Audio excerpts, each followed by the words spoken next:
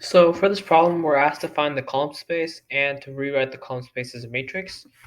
So we're going to start out by taking the row echelon form of this. So in order to find row echelon form, you're going to take this first row, multiply it by -3, and add it to the second row. For the third row, you're going to multiply it by -2, so times -2 times -3. And then for the fourth row, you're going to multiply it by -1. And once you do that, you end up with a matrix that looks like this. You have 1, 1, 0, 0, 8, and 0, 3, 15, 4, 13, 0, 1, 5, 0, 3, 0, 0, 0, 2, 2. Now with this matrix, you're going to take the fourth row and multiply it by -1/3 before adding it to the third row.